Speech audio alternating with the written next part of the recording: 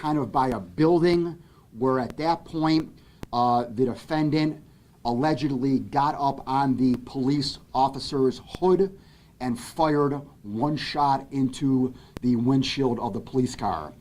Again, that shot went more toward the driver's side and actually hit the police officer's holster, who was sitting in the driver's seat of the police car.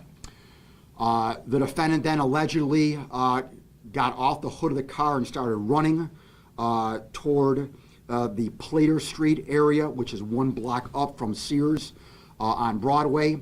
The two Buffalo police officers engaged in a foot chase.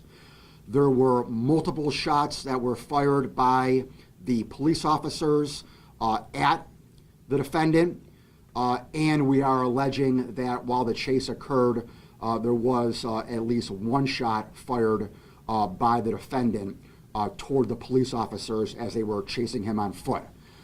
So the two additional charges that were added today during the grand jury were the murder of the 63-year-old victim and the attempted murder of the second Buffalo police officer who was at the scene that day. Like I said, there were multiple shots that were fired at the victim, who succumbed to the homicide there out in front of the laundromat. There were multiple shots fired by the police officers at Mr. Haynes. He was hit multiple times as well in the front and the back area. He was hospitalized after this, but has since got out of the hospital and appeared today in court for his arraignment. Not only the actions of the defendant were scrutinized by this office, but also the actions of the Buffalo police officers were also investigated as well by my office. We have come to the conclusion that the actions of the two Buffalo police officers were justified under the law. There will be no criminal charges that will be faced against these two Buffalo police officers. They were shot at while they were sitting in the car, and they were also allegedly shot at while they engaged in a foot chase. So their actions in shooting the defendant here were justified under the law, and as such, they are cleared of any criminal wrongdoing. With regard to Mr. Haynes, like I said, he has been now charged with 2 additional charges, murder and 2 counts of attempted murder. The attempted murder are in the first degree, the murder is in the second degree. He is held without bail, has a return date of August 4th for a pretrial conference. Questions? David? Why did Mr. Haynes shoot Mr. Johnson, allegedly? At this time, I have some theories as to why he did it.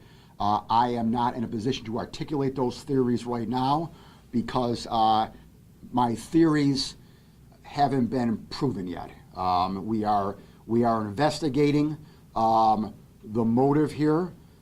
I can tell you that the victim was known in the neighborhood. He was well respected in the neighborhood. He was a beloved figure in the neighborhood. And it was no secret, though, that on occasion he called the police for various things.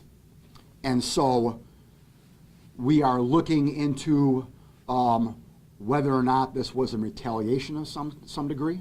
We're looking into whether or not he was just, a busybody in the neighborhood and the defendant didn't like that.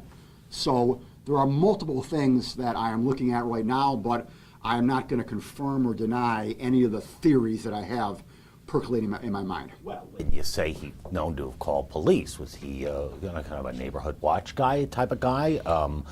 In the street term snitch, did he often tell police what was going on in his neighborhood? I'm not going to elaborate and get in the weeds on that any further than what I've said. I'll just leave it as he was known to call the police. But I don't want to give any names to him or give it, quite frankly, any more credence than I have, because again, I don't have any proof of any point-blank retaliation right now. You were assistants in court today made a motion to hold the defendant without bail, or as you call it, remand these days. They went down a litany of his criminal record, I believe including that he was on parole for, of all things, a gun charge.